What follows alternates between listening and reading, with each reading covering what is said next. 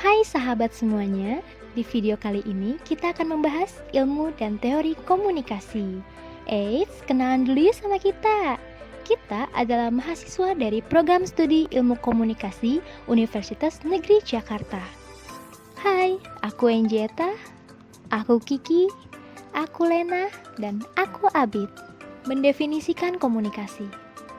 Frank Dance berhasil mendapatkan 3 poin dari perbedaan konseptual yang penting yang membentuk dasar-dasar komunikasi.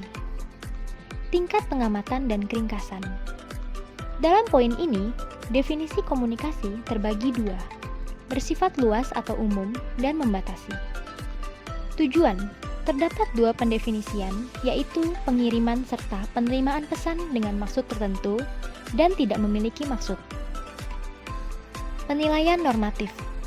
Beberapa definisi menyertakan pernyataan tentang keberhasilan, keefektifan, atau ketepatan, dan ada pula definisi yang tidak mementingkan penilaian lengkap seperti itu.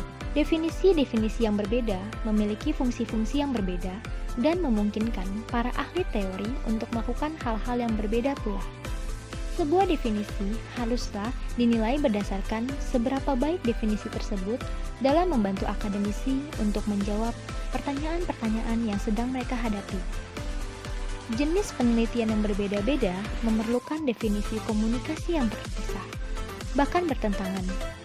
Jadi, pendefinisian merupakan alat yang harus digunakan secara fleksibel. Penelitian akademis tentang komunikasi.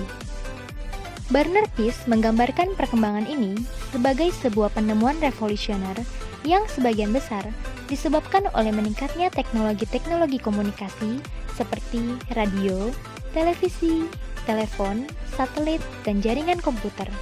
Dalam sebuah artikel panduan, Robert Craig mengemukakan sebuah visi teori komunikasi yang mengambil sebuah langkah maju yang besar untuk mempersatukan bidang yang agak sedikit berbeda ini dan menunjukkan kerumitan-kerumitannya.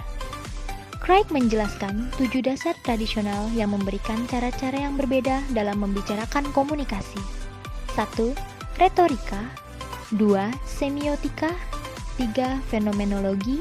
4. Sibernetika. 5. Sosiopsikologi. 6. Sosiokultural. Dan 7. Kritikal. Proses penelitian dalam komunikasi. Sebuah model pasar penelitian. Penelitian adalah penyelidikan sistematis dari pengalaman yang merujuk pada pemahaman, pengetahuan, dan teori. Proses penelitian yang sistematis menggunakan 3 tahapan. Menanyakan pertanyaan. Pertanyaan-pertanyaannya sangat beragam mulai dari definisi, fakta, dan nilai. Pengamatan. Akademisi mencari jawaban dengan mengamati fenomena. Metode pengamatan itu berbeda-beda. Menyusun jawaban. Kaum akademisi mencoba mendefinisikan, menggambarkan, dan menjelaskan untuk menentukan penilaian dan interpretasi tentang yang diamati. Jenis-jenis penelitian. Metode-metode penelitian dapat dikelompokkan menjadi 3. Ilmu pengetahuan ilmiah. Ilmu pengetahuan seringkali dihubungkan dengan objektivitas, standarisasi, dan generalisasi. Ilmu pengetahuan humanis. Kemanusiaan dihubungkan dengan subjektivitas. Ilmu pengetahuan ilmiah sosial. Para akademisi ilmu pengetahuan sosial menjadikan manusia sebagai objek penelitian. Bagaimana akademisi bekerja? Rasa ingin tahu mengenai suatu topik yang akan diteliti, kesadaran keterbatasan pengetahuan, pemahaman, dan kemampuan, pemenuhan pengembangan diri untuk memecahkan masalah. Proses menyusun gagasan teori. Para peneliti menyusun dasar teori dari topik yang akan diteliti. Meninjau atau menguji gagasan teoritis. Bentuk paling umum adalah karya konvensi.